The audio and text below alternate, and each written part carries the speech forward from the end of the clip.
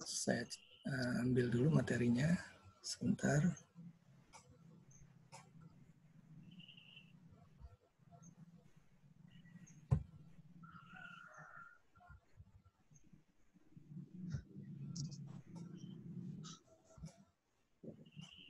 Oke, saya sharekan ke saudara.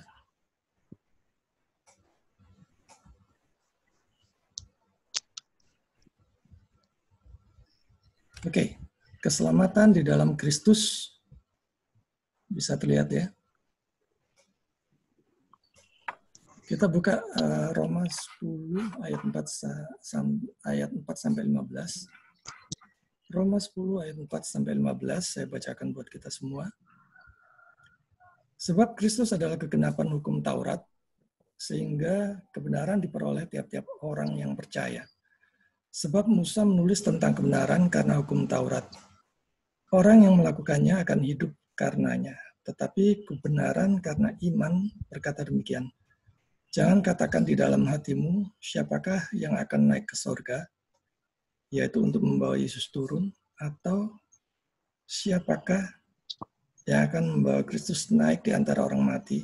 Tetapi apakah katanya? Ini firman itu dekat kepadamu, yakni di dalam mulutmu dan di dalam hatimu. Itulah firman iman yang kami beritakan. Sebab jika kamu mengaku dengan mulutmu bahwa Yesus adalah Tuhan dan percaya dalam hatimu bahwa Allah telah membangkitkan Dia dari antara orang mati, maka kamu akan diselamatkan. Karena dengan hati orang percaya dan dibenarkan, dan dengan mulut orang mengaku dan diselamatkan. Karena kitab suci berkata, barang siapa yang percaya kepada Dia tidak akan dipermalukan. Sebab tidak ada perbedaan antara orang Yahudi dan orang Yunani. Karena Allah yang satu itu adalah Tuhan dari semua orang, kaya bagi semua orang yang berseru kepadanya. Sebab barang siapa yang berseru kepada nama Tuhan akan diselamatkan. Tetapi bagaimana mereka dapat berseru kepadanya jika mereka tidak percaya kepada Dia? Bagaimana mereka dapat percaya kepada Dia jika mereka tidak dapat mendengar tentang Dia? Bagaimana mereka mendengar tentang Dia jika tidak ada yang memberitakannya? Dan bagaimana mereka dapat memberitakannya jika mereka tidak diutus? Seperti ada tertulis, betapa indahnya kedatangan yang membawa kabar baik. Nah, malam hari ini kita akan membahas tentang keselamatan. Saudara-saudara, berita tentang keselamatan itu jangan ditunda-tunda. Berita tentang keselamatan adalah berita yang paling penting di tengah-tengah zaman milenial ini. Karena nilainya adalah kekekalan. Ingat ya, berita tentang keselamatan itu nilainya kekekalan. Dan dewasa ini di banyak gereja, ada begitu banyak khotbah-khotbah dengan spirit duniawi semakin mendominasi. Antara lain khotbah tentang kekayaan, kemakmuran, kesuksesan, kesembuhan, berkat-berkat jasmani, dan lain sebagainya. Dan ini semua adalah berita-berita yang paling laris di banyak gereja-gereja besar. Tetapi berita-berita tentang Injil salib Kristus yang menyelamatkan menjadi sangat-sangat langka pada saat ini. Berita-berita dengan spirit duniawi yang masuk ke banyak gereja mulai menggeser berita utama. Dan yang terpenting bagi jemaat sebenarnya adalah keselamatan di dalam Kristus itu sendiri. Kalau kita melihat sekarang ini banyak orang Kristen yang kemudian mempunyai persepsi yang keliru bahwa kalau mengikuti Yesus pasti kaya, pasti sukses, pasti sembuh, pasti serba enak, serba lancar, dan sebagainya. Lantas pada saat mereka mengalami problem, pergumulan dan kesesakan yang begitu berat, seperti yang kita alami saat ini, sedang mengalami pandemi corona, banyak mereka yang mulai undur dari Tuhan, mulai menyalahkan Tuhan, mulai menganggap Tuhan tidak adil, dan sebagainya, dan sebagainya. Dan kalau kita lihat sekarang ini, figur Yesus mulai digeser oleh figur motivator yang hebat. Ya. Hamba-hamba Tuhan mulai leluasa menikmati ketenaran dan popularitasnya. Saya tidak tahu kenapa mereka begitu menikmati popularitasnya. Padahal kalau kita lihat di Yohanes pasal 3 ayat 30, Yohanes pasal 3 ayat yang ke-30 firman Tuhan katakan, ia harus makin besar, tetapi aku harus makin kecil. Dan banyak hamba Tuhan yang mencari, saat ini hanya mencari ketenaran-ketenaran, mencari popularitas dan sebagainya. Ada yang lewat sensasi, ada yang mengajarkannya dengan cara yang ekstrim, ada yang mengajarkan yang aneh-aneh dan sebagainya. Beberapa di antaranya mengejar rating demi popularitas melalui YouTube ataupun aktivitas di sosial media. Nah, menurut saya pribadi ini sah-sah saja ya, sepanjang Kristus yang ditinggikan, bukan dirinya yang ditinggikan. Nah, tadi kita lihat di bagian-bagian awal dikatakan di situ Kristus adalah kegenapan hukum Taurat. Nah, apa yang dimaksud di sini? Kristus adalah kegenapan hukum Taurat. Yang pertama yang dimaksud itu adalah kita melihat dulu kata kegenapan hukum Taurat itu maksudnya adalah yang terakhir. Artinya hukum terakhir yang melengkapi, yang kemudian menjadikannya sempurna. Jadi yang dimaksud Kristus adalah penggenapan hukum Taurat. Yang pertama itu adalah Yesus adalah hukum terakhir yang melengkapi, yang menjadikannya sempurna. Dan kata yang diterjemahkan di dalam kata yang terakhir itu, kata terakhir itu maksudnya adalah berarti melengkapi sesuatu atau yang menjadikannya sempurna. Atau sebagai suatu akhir kehidupan, hasil dari suatu yang sudah dinubuatkan sebelumnya. Nah, kemudian tujuannya apa? Bahwa Kristus adalah pengenapan hukum Taurat. Tujuannya adalah untuk menghasilkan atau untuk berbuah kasih. Ya. Kalau kita melihat akhir dari perintah itu adalah kemurahan hati. Dan rancangannya atau tujuan utama dari perintah itu adalah untuk menghasilkan kasih. Kalau kita lihat di 1 Petrus pasal 1 ayat 9, dikatakan bahwa akhir dari imanmu adalah keselamatan jiwamu. Jadi rancangan atau tujuan utama iman adalah untuk mendapatkan keselamatan. Dan ini adalah yang paling penting, karena nilainya adalah kekekalan.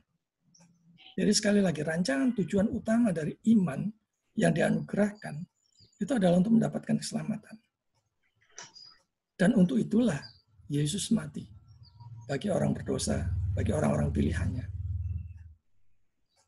Dan berikutnya dikatakan di situ, Kristus sebagai kepatuhan iman di dalam Kristus. Jadi seseorang yang sudah mempercayai Yesus sebagai Tuhan dan Juru Selamat pribadinya, itu adalah sebagai suatu wujud kepatuhannya dia dengan iman di dalam Kristus. Dan dengan iman di dalam Kristus itu, dia sudah diperdamaikan dengan Allah.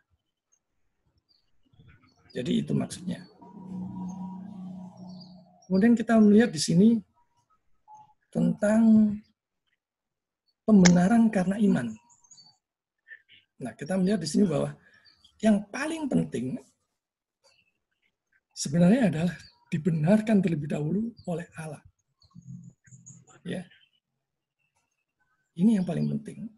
Saudara sudah dibenarkan oleh Allah atau belum? Dalam pandangan Allah, saudara sudah benar atau belum? Tidak peduli mungkin saudara sudah disanjung-sanjung oleh orang-orang dunia, saudara begitu top, populer, tapi kalau saudara belum dibenarkan oleh Allah secara pribadi, maka saudara masih belum menerima damai sejahtera itu. Seseorang yang sudah dibenarkan karena iman, yang sudah dianugerahkan kepada dia, maka dia akan menghasilkan perbuatan-perbuatan baik yang memuliakan Tuhan. Jadi seseorang yang sudah dianugerahi iman yang sejati, iman yang murni, tidak pernah iman itu hanya untuk ego dirinya sendiri. Tetapi dia akan menghasilkan dan berbuah perbuatan-perbuatan baik. Nah, pertanyaannya, apakah saudara saat ini merasa sudah dibenarkan oleh Allah? Iya atau belum? Saudara sendiri yang tahu. Dan kalau belum, terimalah Yesus sekarang juga. Saya memberikan ilustrasi seperti ini. Saudara bisa melihat di sidangan bagaimana orang yang dibenarkan oleh hakim kemudian diputuskan tidak jadi dihukum, padahal sebenarnya dia sudah dituntut bersalah. Maka orang yang sebenarnya layak dihukum dan kemudian tidak jadi dihukum ini, dia akan sukacita luar biasa. Dia akan berbuat sebaik-baiknya untuk tidak lagi berbuat salah. Nah, demikian juga dengan orang yang sudah diberi anugerah iman, dengan orang yang sudah diselamatkan. Maka sukacitanya itu meluap-luap untuk kemuliaan Tuhan. Nah, di sini dikatakan bahwa iman itu dihasilkan oleh firman Allah. Hanya firman Allah yang bisa mengubahkan seseorang. Jangan berharap seseorang bisa dilahirbarukan dan berubah baik dalam pandangan Tuhan, dalam pandangan Allah, kalau dia sama sekali tidak pernah mendengarkan firman, tidak pernah mendengarkan kebenaran, berita kebenaran. Karena itu kita dipanggil untuk memberitakannya. Jadi balik lagi di sini, iman dihasilkan oleh firman Allah. Melalui pemeliharaan dan pengangkatan khusus Allah. Jadi Allah sendiri melalui Roh Kudus-Nya memberikan setiap orang untuk bisa mengerti firman Tuhan. Membuat seseorang untuk rindu belajar firman Tuhan seperti saudara-saudara pada malam hari ini. Di sana ada panggilan Allah, ada iman. Dan di mana iman itu ada, maka benih dari firman itu telah didahului. Dan di mana ada pemberitaan firman, di mana ada pemberitaan Injil, maka ada panggilan Allah.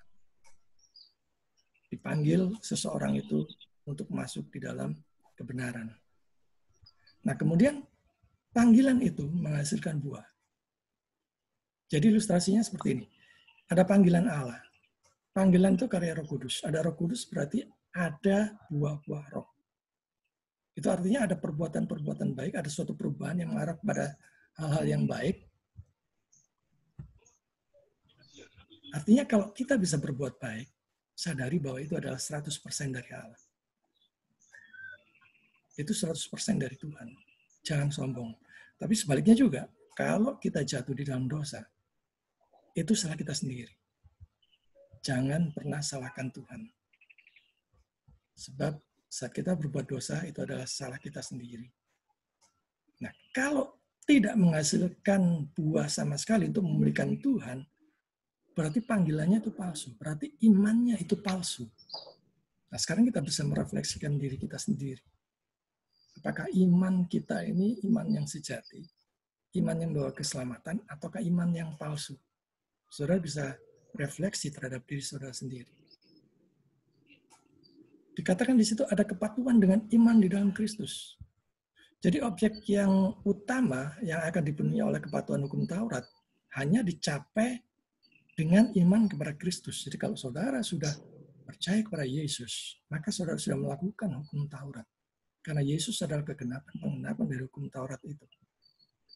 Kepatuhan yang sempurna terhadap hukum Taurat hanya akan mencapai pembenaran di hadapan Allah kalau seseorang sudah ada di dalam Yesus.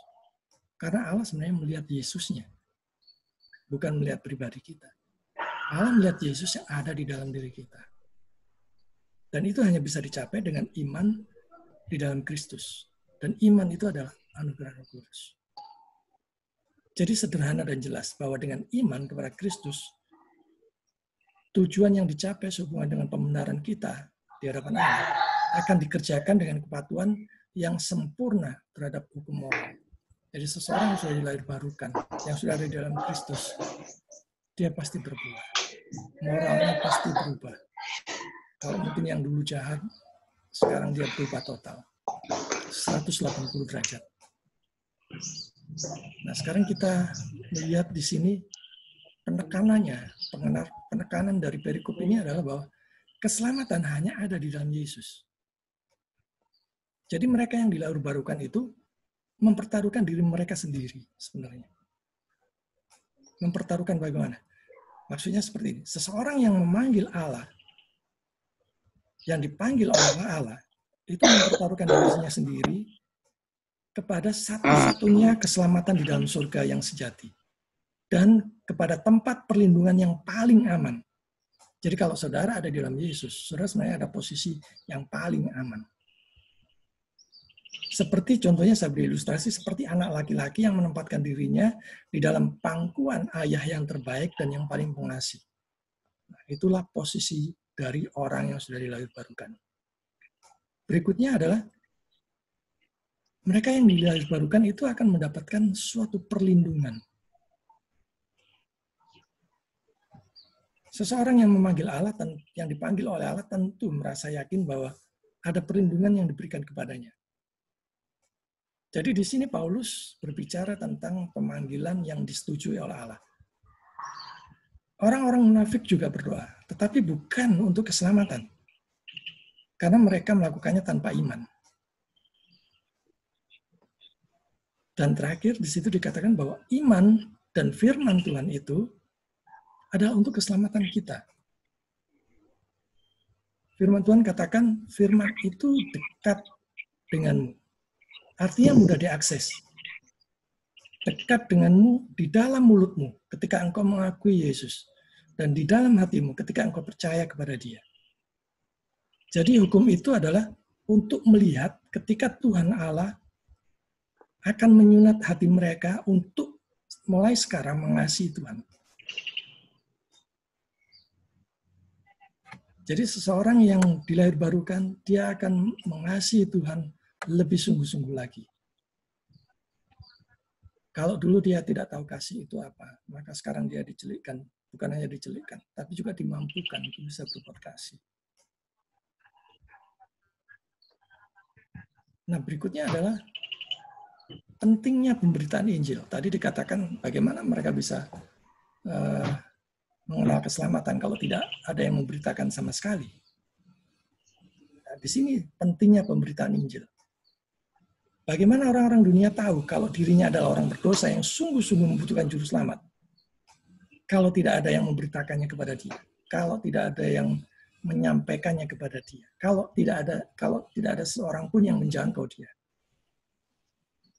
kalau tidak ada seorang pun yang membagikan berita Injil kepadanya. Karena begitu pentingnya pemberitaan Injil ini, makanya kita bisa tahu sekarang bagaimana orang-orang misionaris datang jauh-jauh dari negaranya. Dia pergi ke negara yang tidak diketahui, membuang diri terhadap kenyamanan, karena dia tahu kalau Injil itu tidak sampai di sana, maka orang-orang di sana akan binasa. Dan itulah menyadarkan kita betapa pentingnya pemberitaan Injil. Nah, pemberitaan Injil ini harus bagaimana? Yang pertama, tidak pandang bulu. Artinya tidak pilih suku, bangsa, agama, apapun. Kaya, miskin, saudara tetap menjangkau, saudara tetap memberitakan Injil. Tidak pandang bulu. Karena bangsa-bangsa lain tidak boleh dikecualikan untuk masuk di dalam kerajaan Allah. Karena itu kita tidak boleh pandang bulu. Oh, aku hanya mau pada sukuku saja. Tidak, saudara. Dimanapun Tuhan memanggil saudara, saya mesti harus siap. Saudara mesti harus mempersiapkan diri dan sebagainya. Nah, selanjutnya di situ kita belajar tentang penyebab iman. Ya, penyebab iman ini apa? Penyebab iman diantaranya adalah pemberitaan Injil. Jadi penyebab dari iman itu adalah pemberitaan Injil, yang adalah misi Allah. Di mana dengan dia berkenaan dengan menyediakan keselamatan bagi mereka. Jadi mereka tahu bahwa Allah ini sebenarnya memberitakan keselamatan melalui Yesus. Sehingga mereka bisa menerima. Dan mereka bisa percaya dan kemudian diselamatkan. Ini adalah tujuan dari pelayanan pekabaran. Tujuan dari misi dan sebagainya. Berikutnya di situ dikatakan mendamaikan dengan Bapa sebagai seorang anak. Ya, kita menjadi anak-anak Allah. Jadi kita yang sudah menjadi anak-anak Allah, kita diperdamaikan dengan Allah. Di sini tidak merujuk pada iman yang ragu-ragu. Tetapi ada kepastian yang dipikirkan oleh pikiran kita dengan menghormati kebaikan Allah. Ketika dengan Injil, dia memperdamaikan kita dengan dirinya sendiri. Jadi kalau saudara sudah dilahirkan baru kan, saudara tidak akan ragu-ragu. Pak, saudara sudah mempunyai keselamatan di dalam Tuhan. Aku sudah diselamatkan, karena itu aku harus hidup bagi Tuhan. Aku harus hidup untuk kemuliaan Tuhan. Aku harus hidup untuk memuliakan Tuhan. Nah, dengan keyakinan ini, hanya kita yang memiliki akses kepada surga. Hanya kita yang memiliki akses di dalam Yesus, memiliki akses kepada Bapa. Nah, orang yang belum diperdamaikan dengan Allah melalui Yesus, atau yang tidak mempunyai juru selamat, tidak mungkin mempunyai damai yang sejati. Hanya damai yang sejahtera. Hanya damai sejahtera yang sementara saja. Yang mungkin hanya perkiraannya dia sendiri. Perasaannya dia sendiri. Karena murka Allah itu masih menyala-nyala atas dirinya. Nah, terakhir saudara-saudara sebagai penutup.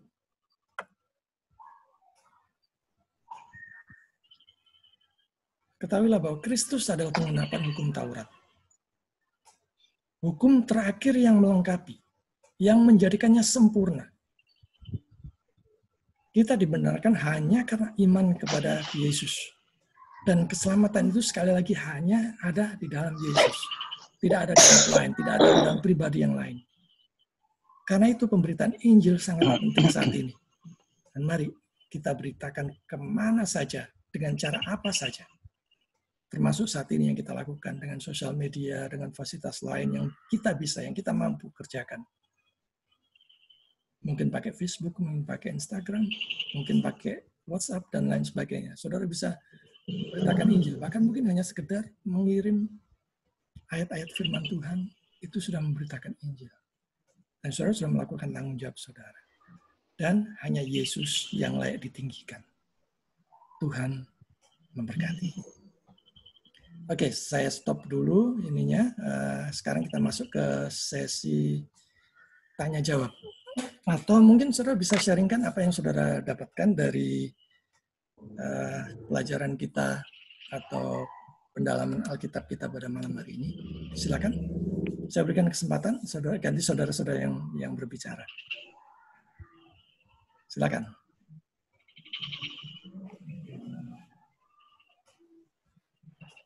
Sebentar saya stop dulu ininya, share-nya.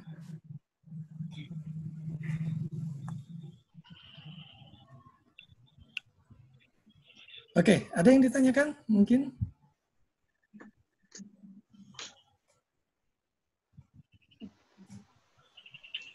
Pak Sidoli mungkin? Ada yang tanyakan, Pak? Ada dari BS Laia.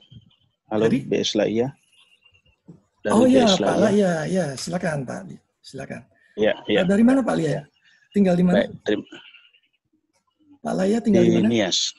Di Nias. Baik, Pak. Di Silakan. Nias. Ya, silakan, ya. Pak. Baik, terima kasih Pak Yulianto. Ya. Penelaan Alkitab pada sore hari ini. Kita semua rindu dalam ikut berpartisipasi dalam pemberitaan Injil. Ya. Hanya kendala sedikit di daerah kita di Pulau Nias. Ya. Keluarga-keluarga Kristen di sana agak sulit memperoleh sendiri akses manual saja, jangankan akses medsos seperti ini. Ya. Tapi akses manual, misalnya Alkitab, ya. Banyak keluarga-keluarga Kristen yang tidak memiliki di sini. Lalu mereka hanya berharap ketika mereka datang pada persekutuan untuk mendengarkan firman Tuhan, dan atau berharap kepada gembalanya sendiri, pendetanya atau guru intinya sendiri. Sementara setelah selesai pertemuan, mereka tidak punya akses lagi untuk belajar kembali karena salah satunya tadi mereka tidak memiliki Alkitab misalnya, buku nyanyian misalnya. Nah, itu merupakan pergumulan di sini, mungkin tidak terlalu signifikan di dalam diskusi kita, tetapi saya hanya berbagi info. Demikian situasi pelayanan kita di Pulau Nias ini.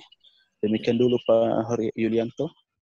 Terima kasih sharingnya Pak Laia. Jadi saya juga pelayanan lebih banyak ke pedalaman Pak ya. ke pedalaman dan pedesaan, jadi saya tahu persis. Cuma Nias saya memang belum pernah. Saya lebih banyak ke Kalimantan. Mudah-mudahan bisa. Mudah-mudahan suatu saat nanti Tuhan panggil saya. Oke, Pak. Jadi saya tahu persis memang kondisinya, memang seperti itu ya. Jadi Bapak mengembalakan di Nias sana atau bagaimana, Pak? Iya. Mengembalakan di sana ya. Iya. Jemaatnya masih banyak yang belum punya Alkitab ya? Iya. Saya ada beberapa Alkitab di sini, mungkin nanti Bapak bisa coba kontak saya berikan nomor WA saya. Nanti Bapak bisa WA saya, mungkin saya bisa berbagi Alkitab itu untuk jemaat Bapak di sana. Jadi, baik, makasih Pak Yulianto. Jadi sebenarnya sekarang ini memang situasi kalau di kota-kota besar mungkin nggak masalah ya, tetapi kalau misalnya di pedalaman itu luar biasa berat ya, khususnya untuk hamba Tuhan yang di sana. Betul. Itu kondisi kita real di Pak Yulianto. Kota-kota ini semestinya harus mensupport pelayanan hamba Tuhan seperti Pak Laya ini yang di pedalaman. Ya. Jadi apa yang bisa kita lakukan untuk mereka, untuk gereja-gereja pedalaman ini, apapun ya saudara minimal bisa kontak mereka untuk mendoakannya atau menguatkannya, atau mungkin kalau ada kelebihan finansial saudara bisa berbagi, atau seperti ini ada kebutuhan Alkitab, saudara boleh sharingkan atau membagikan Alkitab, baik itu Alkitab yang baru sama sekali ataupun yang bekas, bisa dibagikan, karena itu sangat-sangat berarti buat orang-orang yang ada di pedalaman. Dan tempo hari saya mengirimkan di Aceh Tenggara. Tidak banyak sih, karena memang ongkosnya mahal untuk pengiriman. Karena Alkitab itu kan berat sekali Pak ya.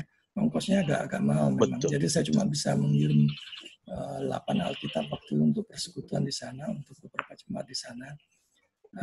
Nanti Pak Lian, coba itu nomor WA saya, sudah saya kirimkan lewat chat. Bisa dikontak saya lebih lanjut, nanti kita urus untuk pengirimannya Pak. Begitu. Oke, yang lainnya mungkin bisa sharing dari apa yang didapat dari malam hari ini, mungkin. Silakan, kita bisa berdiskusi. Sekarang giliran saya yang mendengar. Silakan. Ibu Friatni mungkin. Silakan Bu. Kita pengen dengar. Atau mungkin mau bersaksi boleh juga. Silakan. Mau bersaksi boleh juga. Saudara Lia bisa juga. Yang mau bersaksi atau berbagi apa yang didapat pada malam hari ini dari pendalaman Alkitab kita pada malam hari ini. Sebagai pengumuman, kita akan ada pendalaman Alkitab ini setiap hari Rabu jam 6 waktu Indonesia Barat. Kemudian kalau ibadah online hari Minggu jam 4 sore waktu Indonesia bagian Barat juga. Jadi saudara bisa sharingkan ke teman-teman yang mau ikut, boleh. Begitu. Silakan. Ya, silakan. Saya dengar. Ada yang ditanyakan atau mungkin mau sharing, boleh. Sebelum kita tutup dalam doa. Tidak ada ya? Ya, shalom ya. Ya, saya Pak dari Papua ini. Oh iya, Papua. Apa kabar? Silakan. Tadi kan saya agak terlambat, jadi tadi kan Bapak bilang jam 6, jadi biasa kalau jam 6 di Jakarta, Bapak posisi Jakarta kan? Posisi Jakarta, jadi jam 6 WIB. Jadi di situ di undangannya kan ada jam 6 WIB. Iya, berarti di sini jam 8 jam, tapi saya agak terlambat masuk. Tidak apa-apa. Lebih baik terlambat daripada tidak sama sekali. Jadi saya agak terlambat, jadi sebenarnya saya mau maksudnya dibilang itu perbedaan jam kita, jadi supaya nanti juga saya atau nanti materinya saya bagikan, Ibu bisa kirim ke WA saya, materinya nanti saya bagikan karena Ibu kan terlambat ya. Iya. Kan itu WA saya. Ya, Bapak punya WA sudah ada di saya. Sudah dicatat ya? Iya. Ada yang ditanyakan mungkin atau mau sharing boleh juga. Untuk sementara ini mungkin karena saya tidak ikutin baik, jadi saya tidak berani bertanya dan saya juga tidak berani sharing. Oke, kalau gitu kita masuk dalam doa aja ya. Iya. Oke, kita masuk dalam doa aja. langsung kita tutup dalam doa. Mari kita berdoa. Bapa di surga, malam hari ini kami bersyukur untuk acara pendalaman Alkitab. Kami akan memanjatkan beberapa pokok-pokok doa syafaat ya Tuhan. Kami berdoa untuk kondisi bangsa dan negara kami yang terkena corona saat ini. Mohon berkati ya Tuhan, baik itu dari Presiden, Menteri, DPR, Gubernur, Wali Kota, Bupati, Camat, Lurah. Beri mereka hikmat ya Tuhan untuk bisa mengatasi dan bisa memberikan yang terbaik untuk mengatasi krisis pada saat ini. Mohon lewatkanlah ya Tuhan krisis ini. Mohon lindungi kami semua.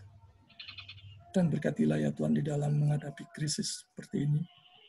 Jauhkanlah kami dari krisis yang berkepanjangan atau bahkan yang akan menjerumuskan kami kepada situasi yang chaos, yang kacau balau. Kiranya ya Tuhan tangan-Mu yang berbelas kasihan menahan setiap orang yang berupaya untuk membuat kekacauan di negara ini di tengah-tengah situasi krisis dan sulit saat ini. Kami berdoa untuk saudara-saudara kami yang sudah menitipkan pokok-pokok doa ya Tuhan, untuk saudara Melanis di Nabire. Tuhan mohon belas kasihan-Mu, kiranya Tuhan menyembuhkan tumor kulit di kepalanya, juga untuk pemulihan yang masih nyeri yang saat ini yang dialami untuk makan. Tuhan biarlah Engkau berkenan menjamah dia dan menyembuhkannya dan memberikan iman yang kuat kepada dia, serta kecukupan di dalam kebutuhan untuk pengobatan. Berkati juga keluarganya ya Tuhan, untuk terus tetap berharap kepada-Mu. Kami berdoa untuk saudara Antoni yang saat ini lumpuh ya Tuhan, sejak usia 26 tahun.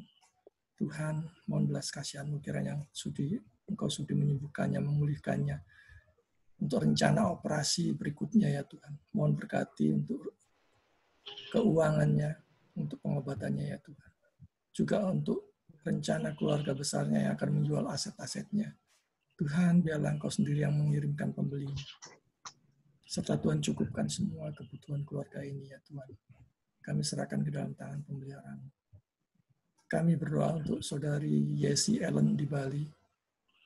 Mohon berkati ya Tuhan untuk hubungannya dengan Bapak Felix di Belanda. Mohon kiranya Engkau sudi dan berkenan untuk mempersatukan mereka dan kuatkan serta arahkan mereka pada suatu komitmen mereka untuk kepernikahan dan siap untuk melayani, untuk mendukung pelayanan pekabaran Injil di mana-mana dan mendukung gereja dengan jemaat yang kurang mampu. Kami berdoa untuk Bapak Yaman Harefadinias yang saat ini mengalami sakit usus. Mohon belas kasihan-Mu ya Tuhan, supaya menjamah dan menyembuhkan dia, serta memberikan iman yang sejati, supaya hidupnya diberkati, supaya hidupnya dipakai untuk memuliakan Tuhan. Mohon berkati juga ya Tuhan untuk keluarga besarnya dan kecukupan semua yang dibutuhkan untuk pengobatan beliau. Kami berdoa untuk saudara Aldi di Manado, yang saat ini terjerat pinjaman online ya Tuhan. Biarlah Engkau juga berbelas kasihan terhadap saudara kami ini, supaya dia bisa menyahur atau melunasi pinjaman online-nya di mana dia hanya seorang driver online ya Tuhan. Juga saat ini sulit untuk mencukupi kebutuhan keluarganya. Tuhan, kami masih mempunyai Engkau, kami hanya berharap kepada-Mu. Biarlah Engkau sendiri yang mencukupkannya dan memenuhinya ya Tuhan. Kami berdoa untuk saudara Marlene Helga. Mohon Tuhan berkati pekerjaannya yang saat ini, supaya dia bisa dipakai pekerjaan itu untuk memuliakan Tuhan. Berkati juga keluarga besarnya agar dianugerahi iman yang sejati, iman yang membawa kepada keselamatan, juga untuk kerinduannya untuk mendapatkan pasangan hidup yang seturut dengan kehendak Tuhan, supaya Tuhan berkenan untuk mempertemukannya. Kami berdoa untuk saudara Osin yang merantau di Medan. Tuhan mohon berkati pekerjaannya dan upaya dalam menggapai impian-impiannya, cita-citanya, supaya digunakan untuk memuliakan Tuhan. Juga untuk saudara Indra yang menghadapi masalah pekerjaan saat ini, serta masalah di dalam lingkungan sosialnya. Tuhan mohon campur tangan-Mu untuk menyelesaikannya. Juga untuk saudara kami, saudara Agung Siregar, yang bertekad untuk meninggalkan kehidupan lamanya, supaya Tuhan ubahkan menjadi yang baru, supaya Tuhan pakai untuk menjadi saluran berkat bagi Tuhan. Inilah kerinduannya dia. Tuhan mohon kiranya Engkau berbelas kasihan. Kami berdoa untuk Bapak Zaitun yang sudah 3 bulan ini sakit lemah karena penyumbatan pembuluh darah. Tuhan, kasihanilah dia. Jamahlah. Berikanlah pemulihan, kesembuhan kepada beliau dan berkati keluarga yang merawatnya serta kecukupan untuk keperluan berobat serta perekonomian keluarganya yang saat ini kacau balau ya Tuhan. Karena iman sejati supaya mereka tetap beriman teguh kepadamu dan hanya berharap kepadamu. Kami berdoa untuk saudara Felix Laban yang mohon pemulihan kerohaniannya supaya bisa bersuka cita di dalam Yesus. Mohon berkati ya Tuhan untuk pekerjaannya. Kami berdoa untuk seluruh yang hadir dalam pendalaman Alkitab online malam hari ini. Tuhan, kiranya Engkau jauhkan semua kami dari corona. Engkau lindungi kami ya Tuhan.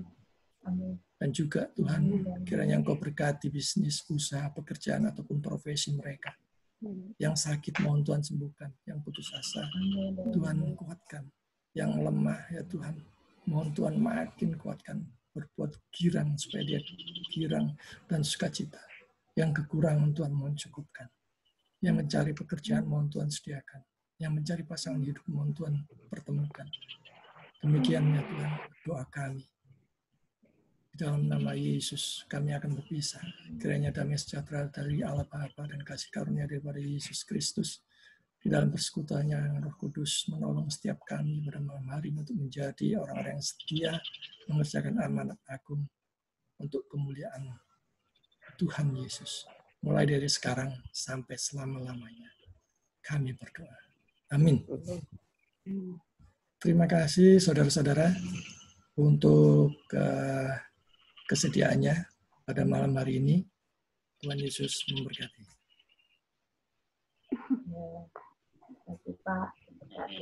Terima kasih. Tuhan Yesus memberkati. Ya, makasih Pak.